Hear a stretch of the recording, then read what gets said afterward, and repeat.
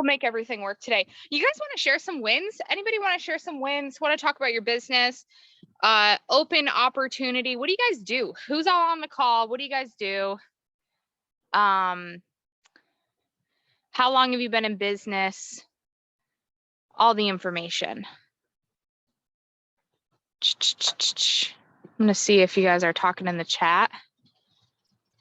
Chat. Nothing. Just a friendly reminder, like calls like this, if you guys are working on marketing your businesses, right? You want to learn from me. You want to connect with other people. Calls like this, when there's like open opportunities to connect with other people, make sure you got your camera on. Make sure that you're here and engaged. You know why? Because you don't know who's in this room who might want to hear from you, right? Who might want to know something about you or what you have going on, or maybe they're looking for somebody like you. And sure, I'm connected to a lot of people in the financial space, but I'm also heavily connected to people who are offer owners, coaching companies, as well as in the copywriting space. So I got on my Copy Accelerator shirt today. I make money in my underwear, which is very true these days. Let's see. What do we got? Bookkeeping, 2 years, mostly e-commerce. We got a lot of bookkeepers today. Started my bookkeeping business, wanting to get clients. Perfect. JC says, just starting my own bookkeeping business, 4+ years in the industry. Amazing. Congratulations. I love it all. All right. So here today, the call is going to be for you guys. Like, this call is for you guys. Ask any questions you have. Be as engaged as you can. If you have thoughts, if you want to add something to this conversation, throw it in the chat for me. I will always like unmute you guys if it's an opportunity. I'm like, hey, talk more about that or tell us more about that. But just for the lack of like disturbance, keep yourself muted so we don't hear all the background noise. So what I want to talk to you guys about today is like the shift in marketing, right? And here's the thing, you guys, I want to tell you this first and foremost. For those of you who don't know this about me, I am a straight up nerd. Like, I don't do anything at a subpar level. I don't just glance at one article. I go deep.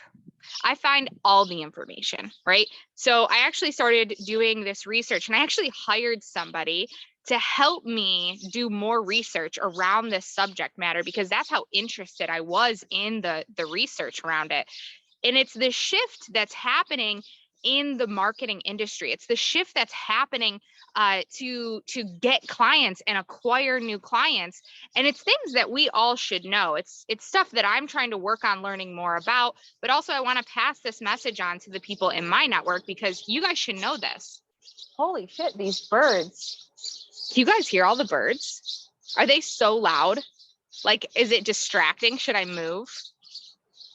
No, it's okay. All right. Let me know if it gets way worse. Like, I'm like, what? Like, they're all like, yeah, tell us more. They're more hyped up than you guys are. Right. So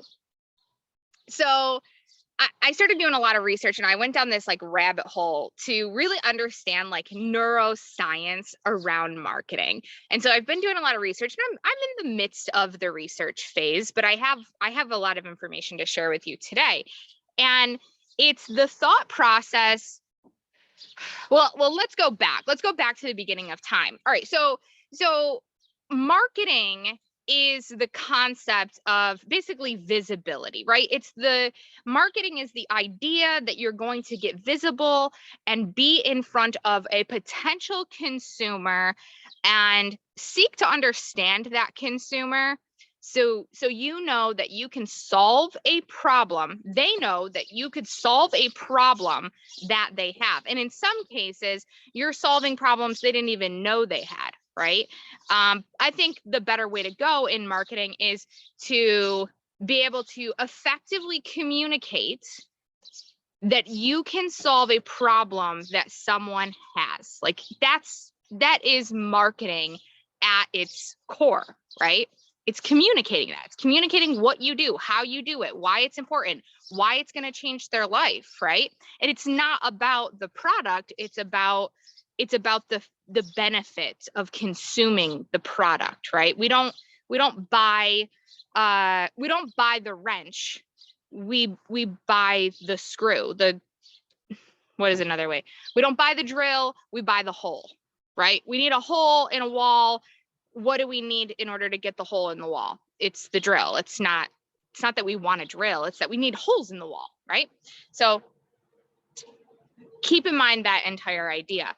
Well, back in the day, direct response marketing started out as this, basically, I'm going to put something out and I'm going to get a direct response from the consumer. They're going to take action based on the marketing efforts that I have. So for example, direct response marketing at one point was mailers, it was flyers, it was direct mail, right? And then obviously the digital age started to occur.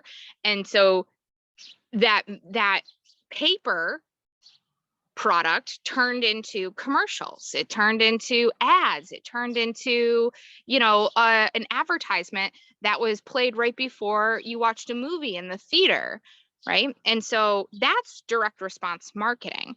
And then obviously we have the .com era where computers and the internet changed our entire lives.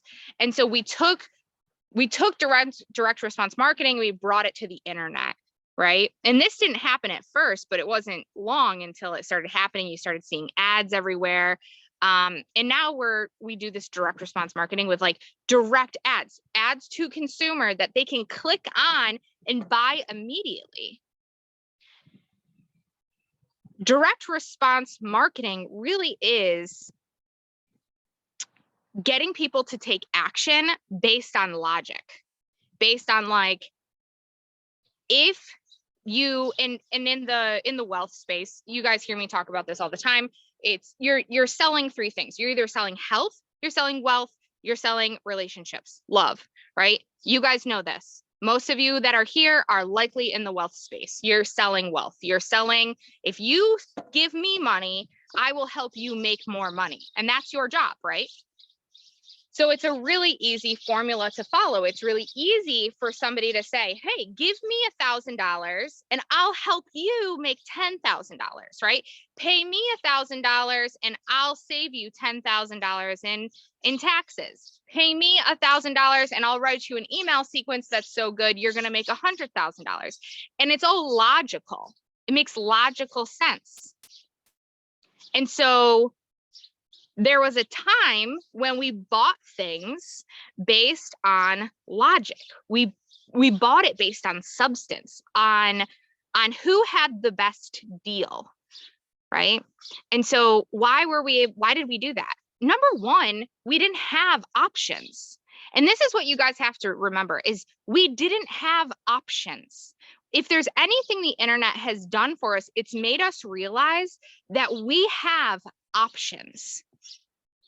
Hundreds and thousands of options.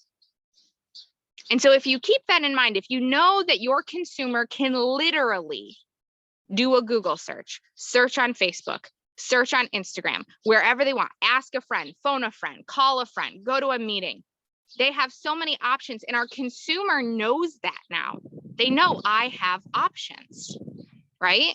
So it no longer becomes about the person that makes the most logical sense to hire, the person that has the best deal. And if you think back to like old time car salesmen, right? Let's talk about that for a second.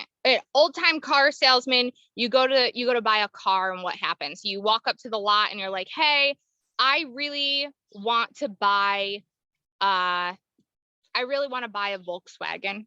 That's what I'm into today. I want to buy a Volkswagen, right? And you walk up and you're looking at maybe a Jetta. You're looking at a Jetta and you're like, I think I'm going to buy this Volkswagen. And the car salesman could tell you, well, I'm going to give you the best deal. You're not going to find a better deal. And we had to take that at face value, right? It's all we knew. We're like, okay, you're giving me the best deal. And so we had to believe them. And if it was the best deal and we believed it was the best deal, we were going to take action on it. Because we didn't have a cell phone in our hands to debunk what they were telling us. Right. And so now we have the options to say like, no. Joe down the road has this same car and he has it listed here. I'm going to go there instead. Right. And so people are competing at price. They're competing at whoever has the best pitch in these strategies. But because marketing, we're constantly being sold to, we're constantly being marketed to, we've become almost immune to the pitch. We're immune to who has the best sales pitch. We're immune to who has the best deal. We don't give a fuck about it anymore, right? We're just like, who cares? Like, whatever. Right. And how many of you would say that, right? If somebody comes at you with like the greatest sales pitch, you're just like, fuck off. Like, I don't care. Like, and what are you looking for? If you don't care that they have the better sales pitch than the next person, what are you looking for? Think about it for a second. What would make you care? A relationship, right? The emotional connection, authenticity, right? How do you find authenticity? By building a relationship, by building emotional connections. And so this is something that's changed. We always used to say people buy emotionally first and with logic next, right? But the stake is even higher in the emotional aspect. Now we're at a point where we don't even pay attention to the ad unless we already have a relationship. Unless we've already built an emotional connection, they've grabbed us emotionally, we're less likely to take that next step because we don't believe the pitch at face value anymore. Right? We're keen to it. We understand what's going on. We know what this is. We've been here. And so the reason that I think it's important for you guys to hear this and know this is because it's really a shift from direct response marketing to emotional response marketing. Who has the ability to understand their consumer better than the person next to them, and not just understand them from a perspective of their demographics, right? But actually understand their heart, understand their hopes, their fears, their dreams. And you guys know this stuff, right? You've heard this before. You've heard this before.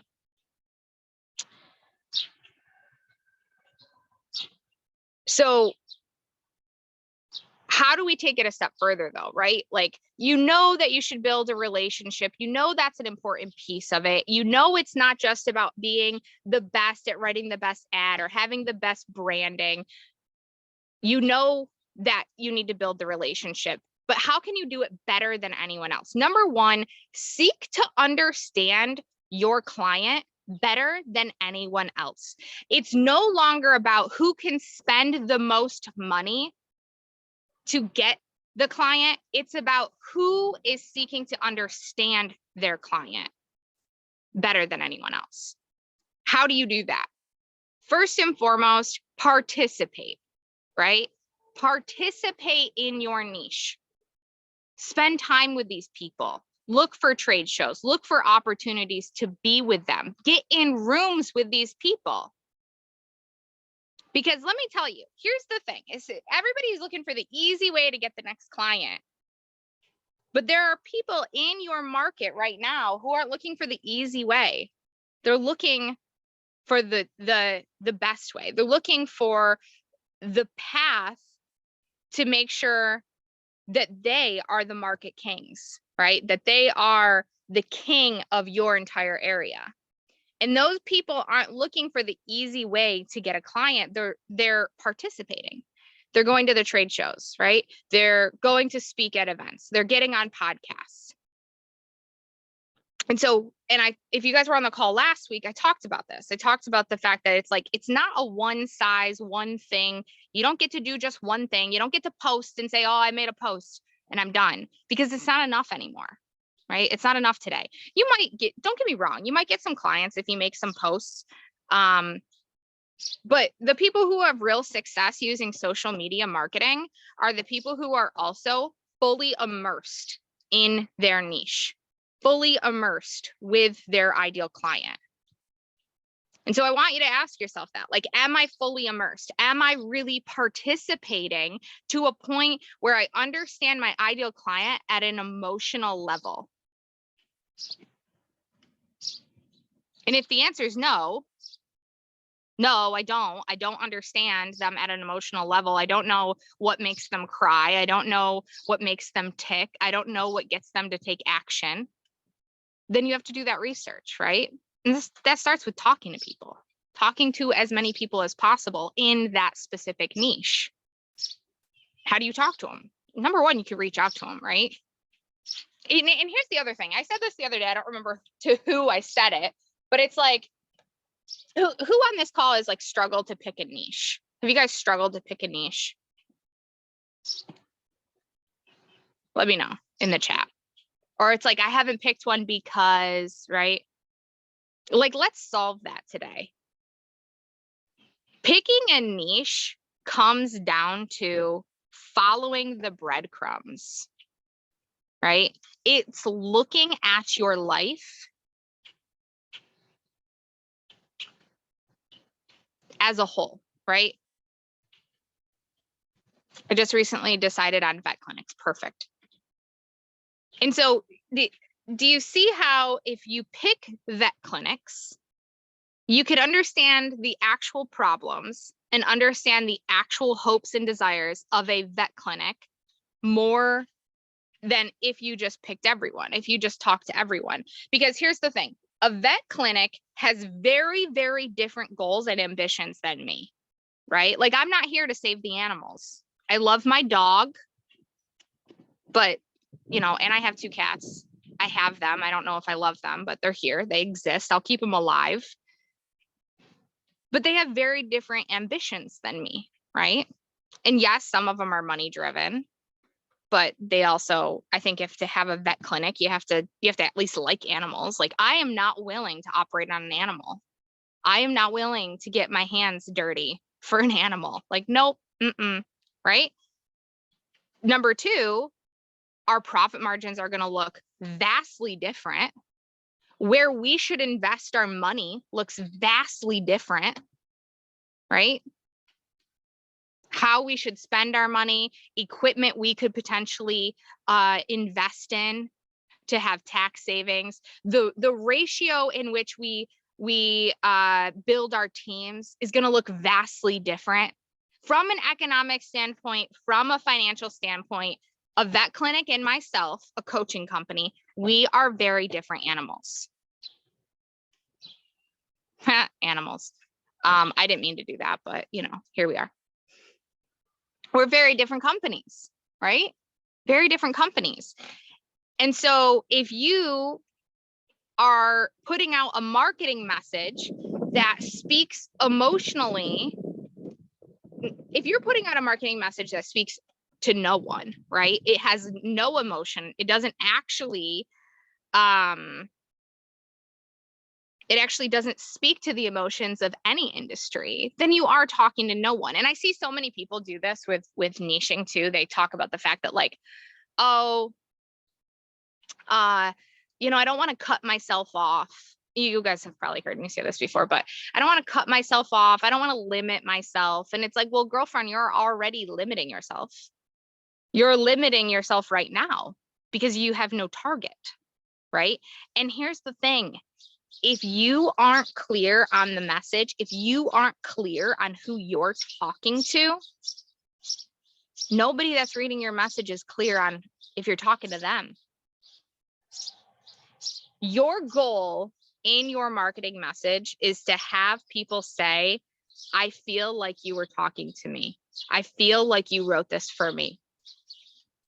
That's how you know your marketing is on the right track. That's how you know that you have connected emotionally with people, is when people comment, when people respond and say, oh my gosh, I feel like you wrote this for me, or wow, I really needed to hear this today.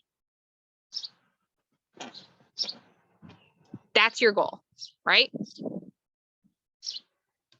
Any questions on anything I said so far? Let me look at the chat.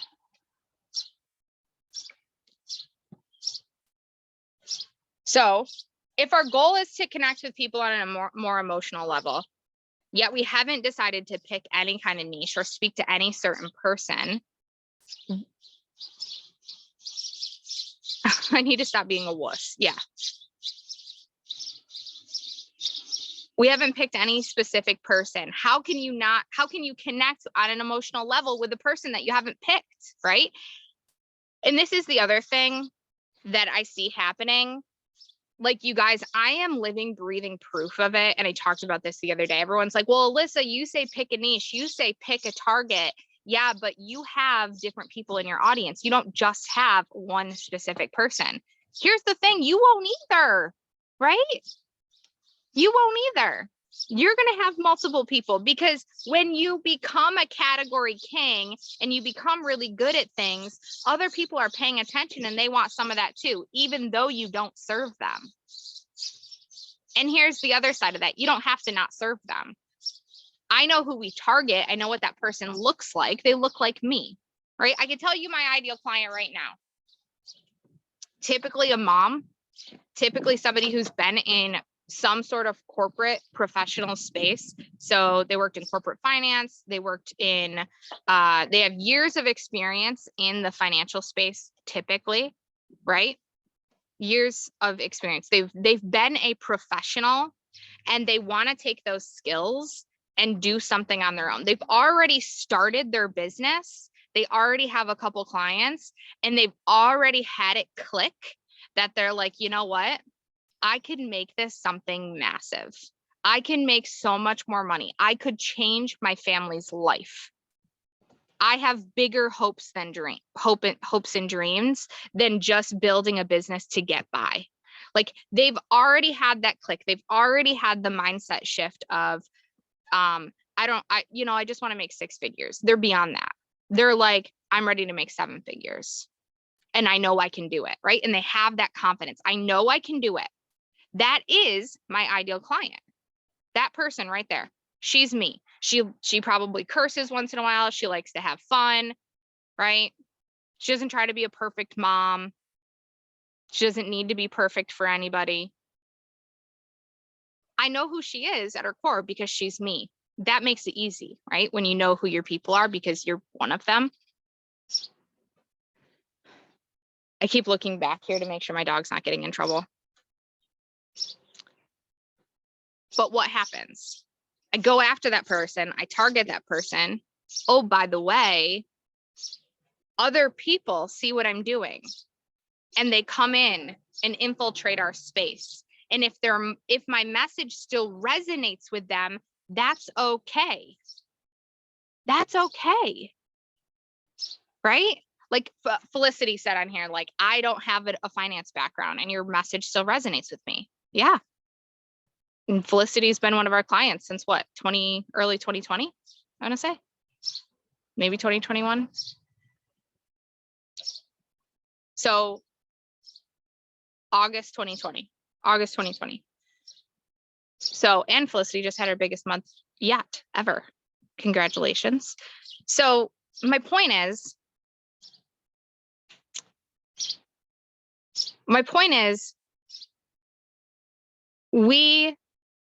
if you guys didn't see my post, I wrote a post yesterday. In May, we did 112,000 in cash collected, right?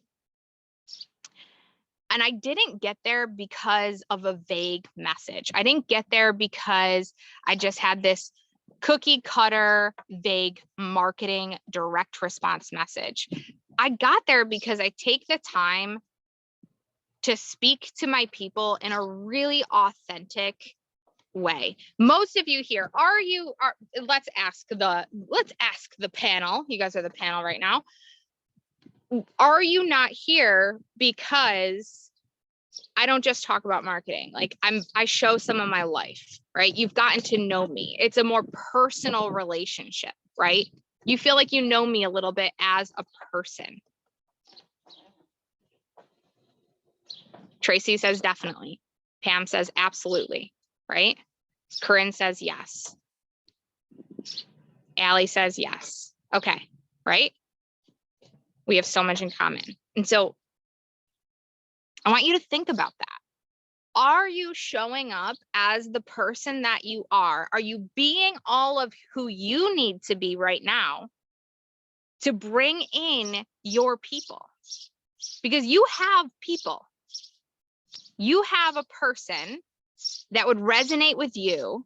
They don't have to be in the same industry. They don't have to be like, you know, I always say I guess I have it easy because I built a marketing business and then I decided to coach, or I didn't build a marketing business. I built an accounting business and then I started marketing to financial professionals that were like myself trying to build their accounting businesses, right? So it's like my story was a direct correlation to what I was trying to do.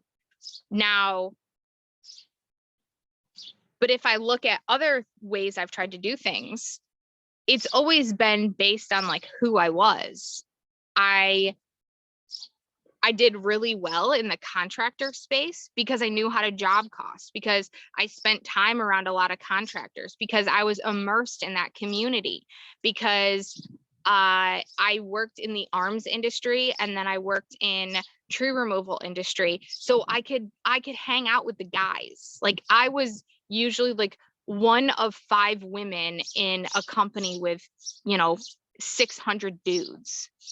So I was able to really immerse myself in those spaces. I started pulling away from that and I moved into more of a holistic health space, worked with chiropractors, weight loss center, and a pediatrician, right? And I did that. And then I also had a huge dental company. I did that because I had experience in number one, how do I say this? I had experience working for large health companies, right? I was a controller at one of the largest health companies. And then I was a controller at the largest dental facility. I don't know what it is. Largest dental place in Buffalo. So I had that experience. I knew what their problems were. I knew what their struggles were. I knew I could talk to those people. I said this on a call yesterday, like, you guys, I could target dentists because I feel like everywhere I go, like I hang out with dentists. Like my mom's best friend's a dentist. I babysat for him. I get on an airplane and I swear to God, I sit next to a dentist every single time I'm on an airplane. I sit first class and it's always a dentist that sits next to me. And I always end up like having great conversations with them.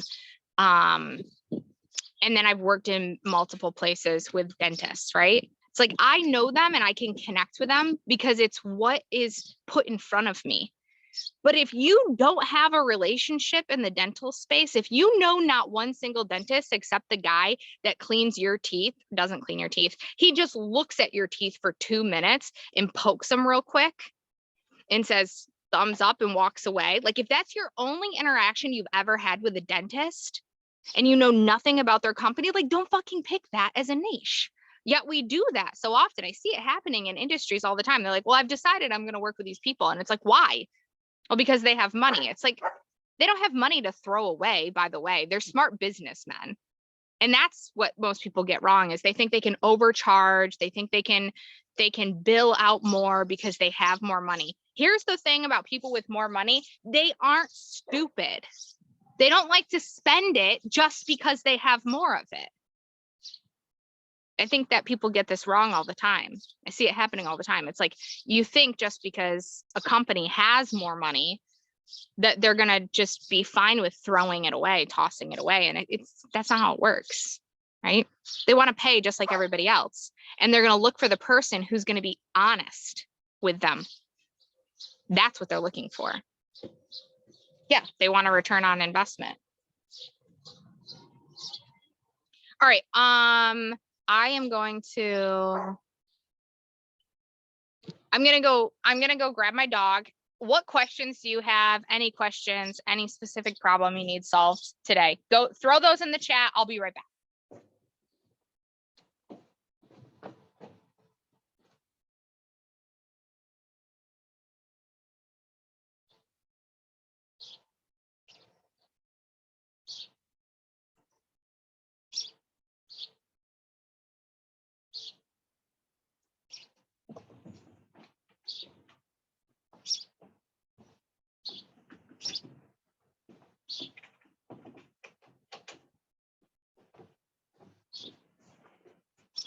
Okay.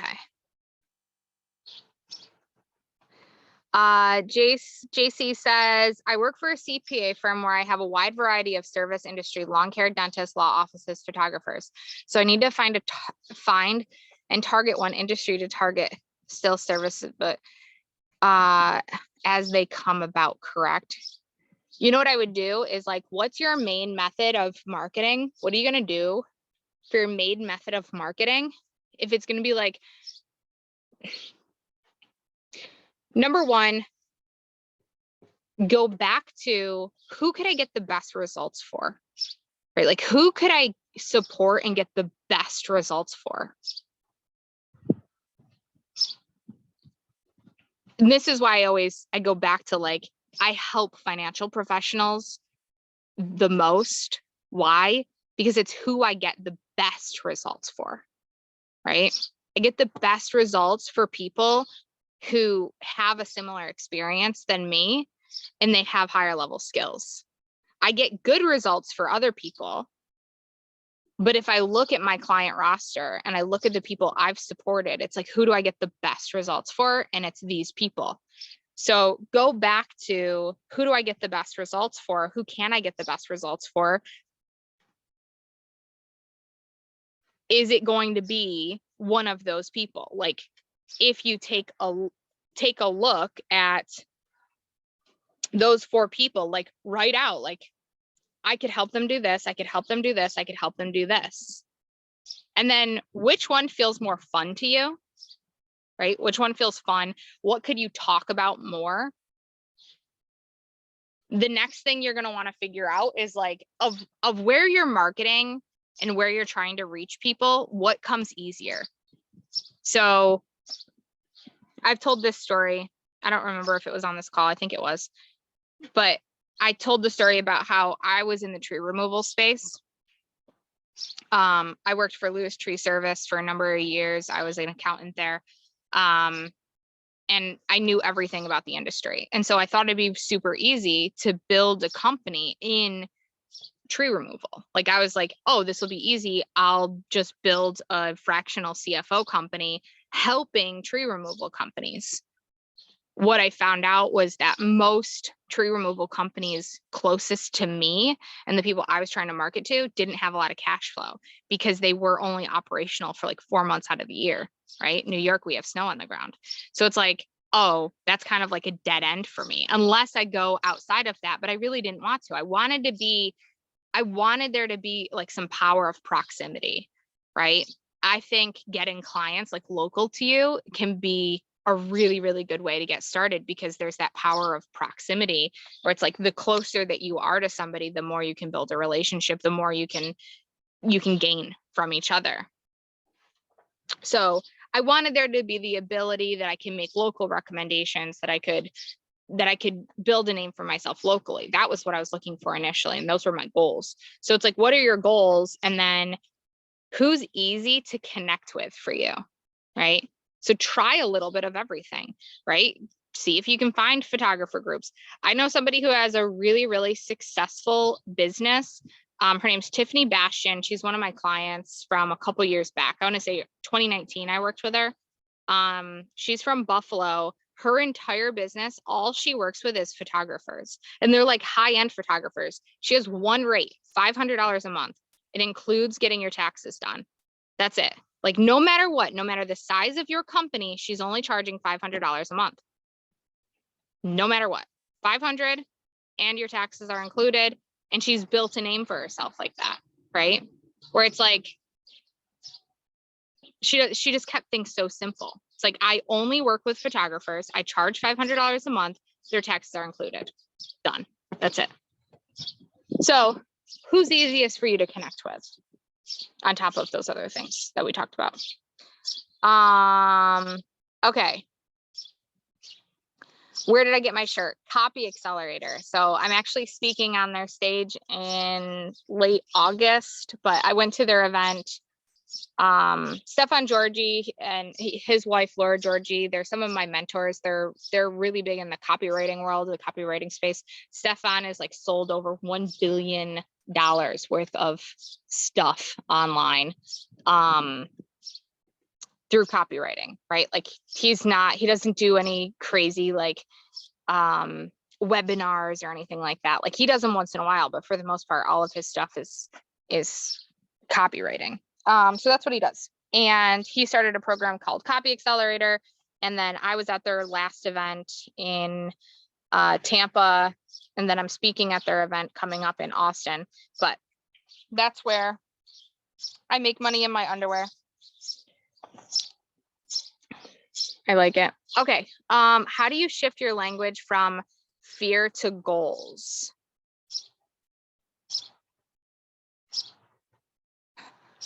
So you don't talk about being afraid of not having clients. How do I do that with insurance, life, health? I think I'm starting to get it, but it's vague in my mind. Do the opposite. If you write out content, here's the thing. This is what I do. This is like a whole other, if you haven't watched my keynote speech on how to stop attracting broke clients, make sure you watch it. It's right on YouTube. Just look for Alyssa J. Dillon, how to stop attracting broke clients, I think is the name of it. But that keynote, I talk about like shifting your marketing message. It's literally like the best way to start doing that is to start by just writing the content, and then wherever you see a negative, change it to a positive, right? And there is like empirical anecdotal evidence at this point that we are more motivated by positive outcomes than we are by negatives. So if you want to motivate somebody to take action, motivate them to take action because of the positive outcomes, not the negatives. So instead of saying like, exactly what Felicity said, like, I can't, what if I wrote a post that was like, oh, you're struggling to find clients? I would change that marketing message to, it's inevitable that you find clients, you just need the easier way, right? Like everything is changed to the positive outcome, because people are more motivated. Number one, like the psychology, they're more motivated. But number two, you attract people with a higher emotional intelligence, right? Higher emotional intelligence, people who are already thinking positively and not negatively. If I speak constantly to the negative, then I might attract people, or will attract people who are stuck in the negative themselves. Like, oh, it's so hard to find clients. I'm struggling. Nothing works. And I don't want those people in my life. I want the people who have already made the mindset shift, right? I spoke about that. And a great example of this is like, if I'm looking for a coach, I'm not going to hire somebody whose marketing message is like, you suck at marketing, right? Because I'd be like, no, I fucking don't. I don't suck at marketing. I'm good at marketing. I could get better. And if their marketing message was like, you're already pretty great at marketing, but you want to be the best, I'd be like, yeah, I'm all in. What is it? Show me, right? I'm intrigued by that. I want to be the best. I want to be like the category king of my space. How can I be better at marketing than everyone else in my category? I'm interested in that, but I would never identify it as sucking at marketing, right? So I see people with this marketing message all the time that's like, you suck. And here's the thing, that might work on like some douchey dudes, but it doesn't work on women, because women don't like being told that they're terrible at things. We already have low self-esteem. So that's a whole other, we could do a whole call on that, like the difference between marketing to men and women. That's another, I can't get into all that today.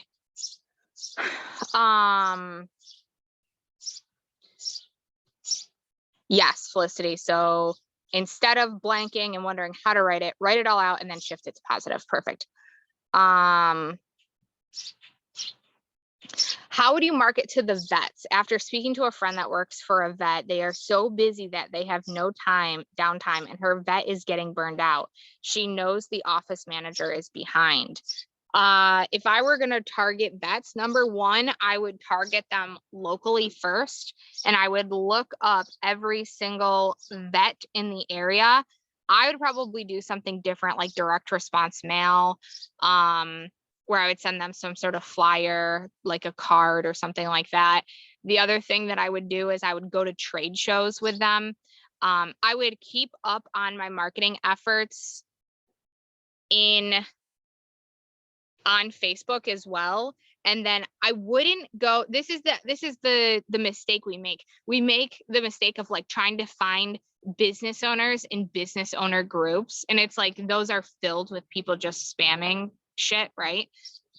Instead, think of like the trade secrets. Like what do you know about the trade? What kind of technology do they use? Right? What else is there about that group?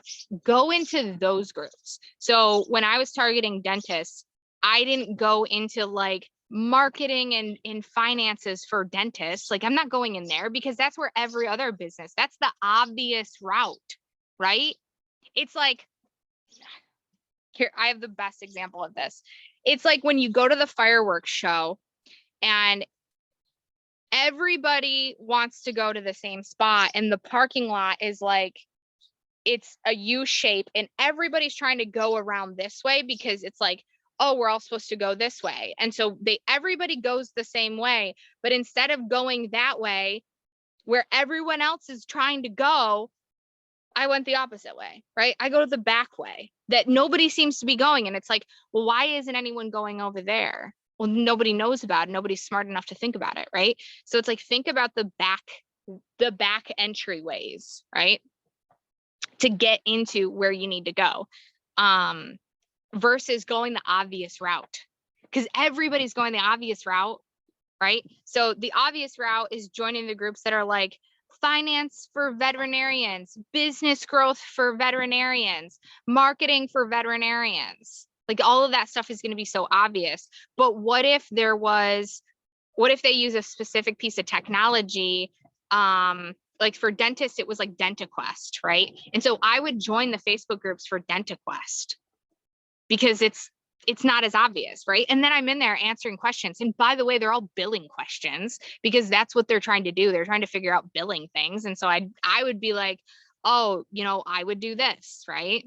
And this should work. Here's how to use that piece of technology because I had experience using it. So I was a valuable asset in a group and I was building relationships. And did I book calls from there? I absolutely did, right? So think about like the back ways. What are the not so obvious ways to get in front of people? You got to be creative. You got to think outside the box. Okay. Tracy says, I just pivoted to money transformation coach. I help female entrepreneurs with their personal and business money, messy and chaotic, to purposeful and confident. I've been saying I'm speaking to coaches and service providers. Should I say service providers, website builders, and let the coaches find me too? I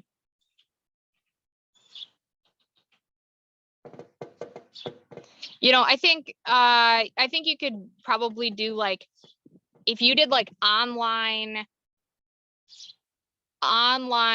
marketers and coaches, right? Like, I think that could probably be like, the thing about that market is you got to be savvy to work with them because they understand what you're doing, right? They're how do I say this? So some markets don't understand marketing. So for example, if I were to talk with a newbie accountant that just joined the online space, right? and they don't even fully understand coaches, and they don't understand the marketing space, I could pretty much say anything to get them to take some sort of action, because they're less, they have less exposure. When you want to work with a coach or a marketing professional who has already made a lot of money, they are so highly exposed to being sold to that you got to be a little bit of savvy, have a little bit of savviness about how you market to them, and really show them the return on investment and really build that relationship, right? Like that's going to be super important. So I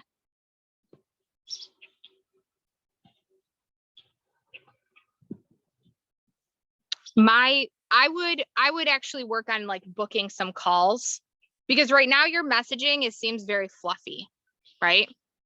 It seems a little like from chaotic and to purposeful. And it's like, nah, right? Like, what does that mean? Purposeful. Like, if I'm making 6 figures per month, I'm already pretty purposeful, right? And you want to work with people that have money and not just starting out. But maybe there's a lot of like mess. Maybe I do have some, like my personal finances could be a little better, right? So what is somebody that's already making like 6 figures per month or really close to that? What do they want? Like, what are their goals, right? Invest in a more serious manner. Their goals are maybe to understand where all their money's going, like see their profit and loss statements more clearly so they can make better business decisions. Maybe they want to increase their profit margins,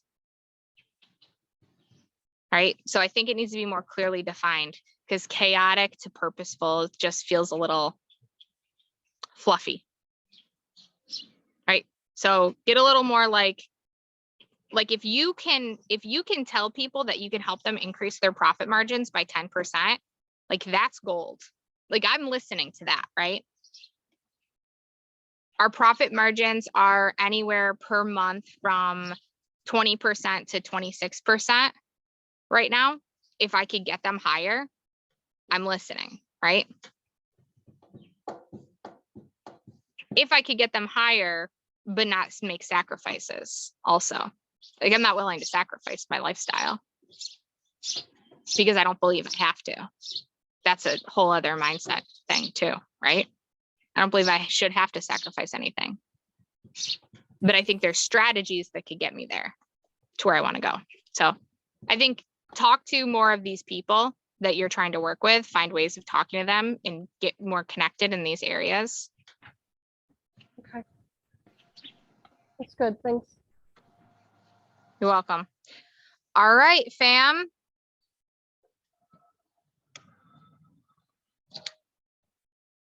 Thank you guys all for jumping on today. I hope everyone got a lot of value out of this. I hope this was helpful for you all. Do me a favor. These calls are free to you. I do not have any kind of investment, and I hope that I'm delivering a ton of value. All I ask in exchange is that you tell your friends on the internet about these calls. You could write us a review. You could make a post online, say, hey, I jumped on Alyssa's money marketing meeting today, and it was gold standard, 5 stars, right? Do that for me. That's super helpful. Also, hear the marketing message, right? Don't be afraid to ask your people for help, because people that want to help themselves tend to want to help each other, right? Is that how it all works? I don't know. All right. Do me a favor, write us a review or go let your people know that today's call was awesome and that you feel very supported by it, that helped you, that you had aha moments, whatever you had. Let your people know so we can get more people on this call, more people changing the world, having a bigger impact, making more money. All right. Mwah! Love you guys. Bye.